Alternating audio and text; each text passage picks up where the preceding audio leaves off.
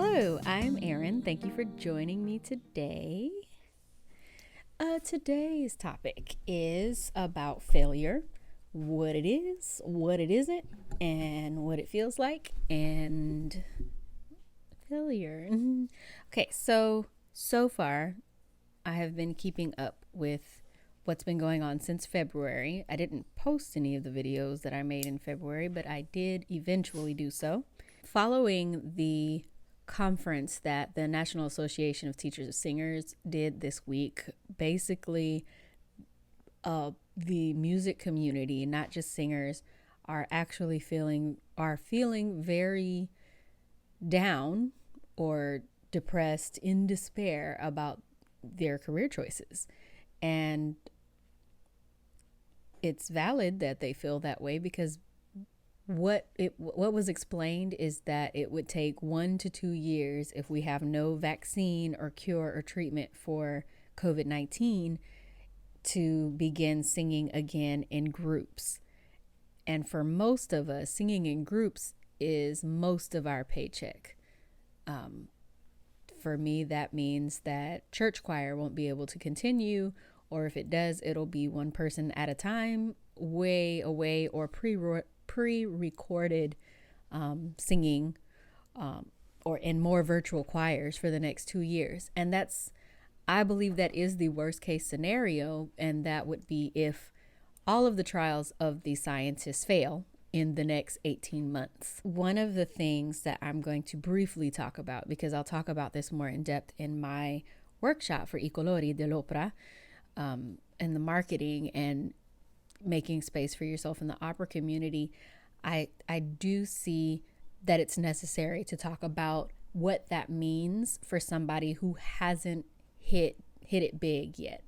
There are the singers that have had their debut at the Met recently, and I believe that they will still be able to find work by singing solos. The distance of the stage and the crew from that singer seems like, and like I said, I'm not a scientist, seems like it would be okay for solo performers to continue to work, but it still has to be done in a controlled way, because from what I understand, singing is almost like super projection of germs, and that's troublesome, problematic for those of us who do make up all or a portion of our living. The virtual choirs are not about to pay my car note, and I do rely heavily on my church gig so that I can afford that car. Maybe I would have bought a bike. I would not have bought a bike, because 16 miles is not what I want to do every morning and every evening after dealing with 180 children, 14-year-olds. So teenagers, yeah, no, that's not, for me, that would not be refreshing. So I think it's important that I talk about failure and what to do, or what I do when something fails. I did mention in a previous video that millennials have had in some of the biggest instances of life disruption that had nothing to do with them. I mentioned 9/11. I mentioned the recession after I graduated in the early 2000s.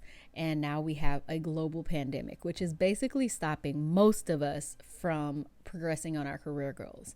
There are people out there that feel like they haven't gotten started yet. There's the truck. Okay, I'll just wait. So there are people that were just getting ready to embark on their journey. They haven't really done much, or they've done a lot. They have a lot of connections, but now those connections are kind of cut off because nobody's hiring. A lot of people have been furloughed, so the priority of some of those companies is getting their employees back, the same ones. So it's really hard to hire new positions. I know what I did when suddenly it wasn't a hire freeze, so it wasn't the same exact situation, but it was a situation where it was going to be extremely hard for me to apply for jobs, and I would have had to compete with people that I know actually were more qualified than I was. Failure. We did talk about life derailment, so now we're going to talk about failure. There's a very high possibility that things that I put in place that were definitely about to take off and become great within the next year or so, and I was going to be able to build on steady success. And now I'm having to deal with the fact that I'm more likely, right now, I'm more likely to fail than I am to succeed. And that feels absolutely horrible. It's not, I know I'm laughing, but it's a nervous reaction, I think. So what failure means is that, whatever it is that you tried to do did not work for whatever reason. And most of the time you say, oh, I could have done this, this, and this. And for some people that is productive. For me, I look back on whatever it was that I failed at and say, what got me out? Was there something that I could do to prevent that failure? Did I do that? Did I plan for the worst and hope for the best? Was it because of me? And that's always what you do, but you cannot stop at, was it because of me? It always has to say, was it because of me? If the answer is yes, then what can I do to make sure that this does not continue to happen to me? After you've done that, you need to look at outside factors. What was it that I touched or affected that caused this? Is there something that I could have avoided outside? Was it not my idea? Was it that I involved somebody or something or applied for something that actually ultimately hurted my success? Hurt my success. It is hard to do that when it happens right away. And you feel it happening. A lot of people feel it happening. There's not even optimistic people move up and say, oh man, I feel like this is about to go down. And do you just watch the ship hit the iceberg, or do you try to get around it? Can you avoid it? Is it too late to avoid the iceberg? What happens if you hit the iceberg? Okay, we hit the iceberg. Do we have enough lifeboats? That metaphor is basically what goes through my head when I feel like something is about to fail. And it doesn't even have to be of epic proportions. It could just be, okay, this class is stopping me from getting this degree. What do I do? Do I take the class? Do I take the hit and take another semester of school? What is it that I should do? I have to figure out what my options are. And that's stressful. It's the thing that has to do with failure. That's stressful. So what failure is not is, it is not the time to say, you know what? Nobody wants me. I cannot reach these dreams, and I'm never going to be able to because I'm not that person, or I'm not that person, or I'm not this person, or I am not that type of person. That's not what that means. It might feel like that, but that's not what that means. After you have failed something, for some people, it's good to step back and say, okay, let me think about this later. Right now, I need to figure out what is most pressing to me at this moment.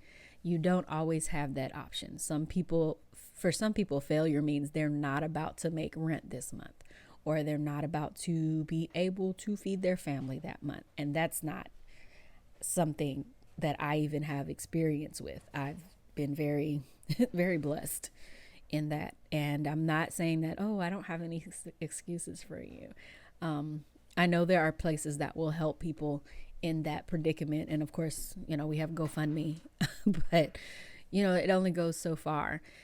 So I know what failure looks like in my family. We actually went through a period where all of us were just not hitting it. It was just not working.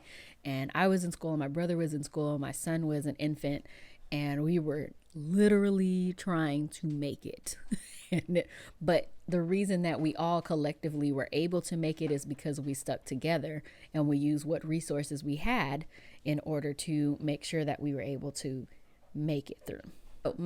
What I did after a failure, and what I actually have a failure that happened that I'm not going to talk about yet, but I'll tell you what I am doing. Recently, there was a failure, and right now I'm embarrassed about it, so I don't want to talk about it. I will in my time.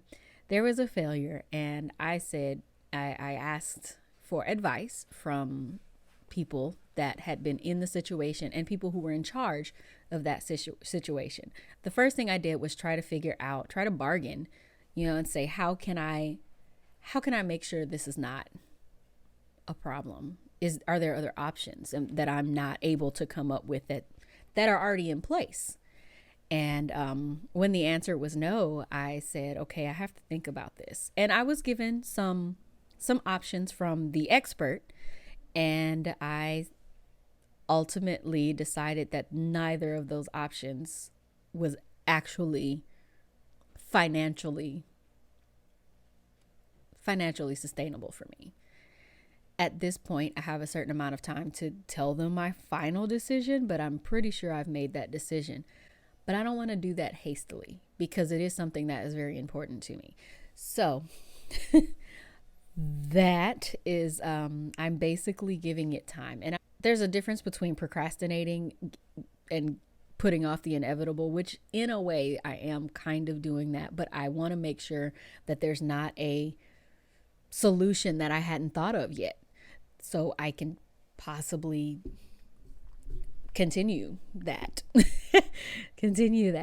Another thing, so that's what I'm doing, and I do think that's going to be a failure for now. I don't think that it's going to be a failure forever. I think that there's another way to do what I want it to do without making it cost an arm and a leg, or without me feeling like there's no way around it. If you are on that side, really write down your options. I'm always saying, write it down. I'm not a counselor. I'm not a therapist.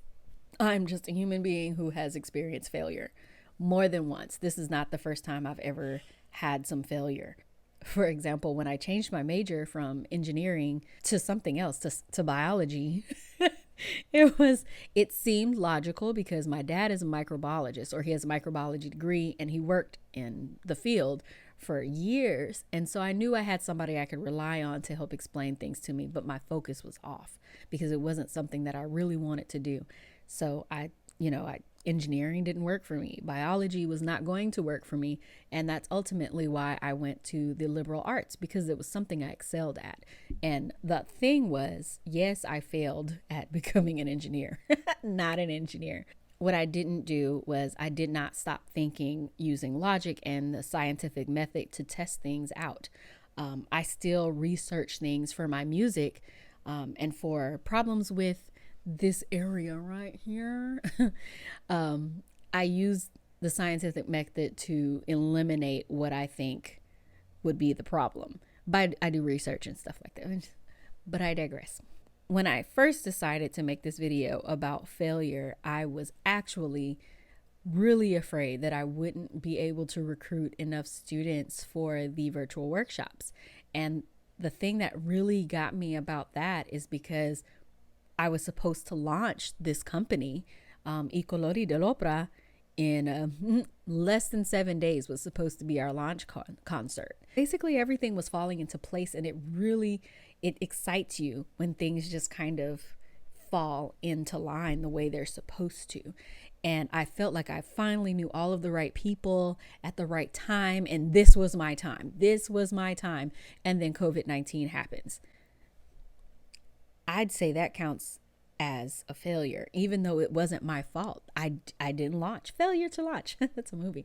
Failure to launch. I couldn't launch it. And so I came up with a different idea. I said, what am I going to do if this does not work? And the first thing I said I was going to do if it didn't work, and right now it looks like it's going to go well. We have class, and in like 3 hours is going to be the first class, and I'm really excited. We're not gonna fail.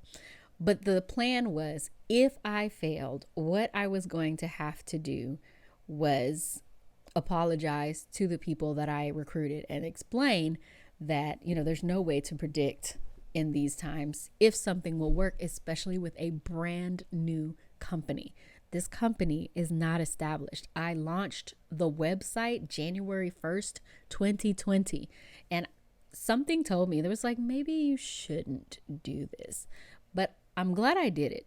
I did not want to just say, maybe it's the political climate is not right. The political climate is never going to be perfect. The economy is never going to be perfect. So I would not defer my dreams if I plan to work for them, regardless of if failure is imminent. But what I was going to do was definitely apologize to them. I was going to put off doing anything besides creating content for the website. And I guess everybody was just going to see a lot of me because I'm the only one making videos. And then I was just going to plan to regroup for 2021. I still plan to regroup in 2021 and apply for grants this year for next year's launch. I'm actually really pleased. I don't have a lot of students, but the fact that my friends are supporting me means a lot. And I hope they get something out of this workshop because I picked people and topics that would be very useful to people who could afford it, who could afford to do this. And I do want to do something that's maybe pre-recorded and cheaper for people, suggested donation type thing. But I understand that these teachers can't always do suggested donation.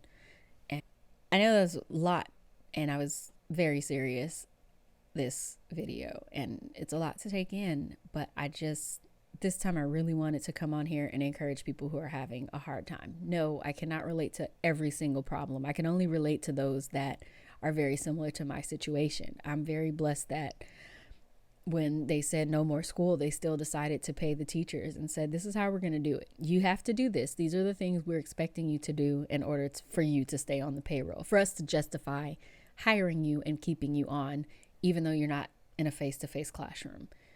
Realistically speaking, I would be getting paid maybe a third of my salary if I did this, was hired to do this online. And I hope that's not what they're planning because I have bills. I really do.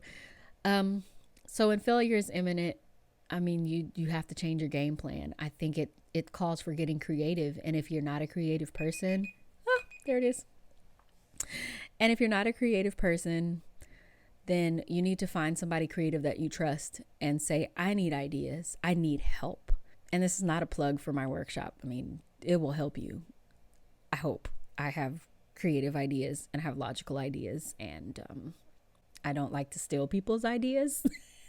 So I feel like I'm a safe place to bounce ideas off of. Hey, people trust my opinion when I'm like, yeah, I don't think that's gonna work because of this and this. Now, that's not saying that I am an expert and it's definitely gonna fail. I just said these are the things that I would expect to make that fail, and you can work your way around that. And if you can think of that, that means you're actually a creative person. Okay, I think that's all I can do today because now it's somebody else's turn to record. It's the middle of the day, and my parents are teachers and they're being really nice and really quiet right now, so I can do this video. So thanks, Mom and Dad. Love you both. Make sure you do something for Mother's Day that is safe. Maybe order out, bring something home for your mom. Do that. Happy Mother's Day to all the mothers out there. Praying for those who are without their mothers for the first time or for several years, without your mom. I know that's really painful. I hope you felt good about the information. I don't know about enjoying talking about failure. This was not fun. It was not fun. But I hope you got something useful out of it, and feel free to comment below about your failures, what your advice is. All right. Thanks for joining me. I hope to see you next week.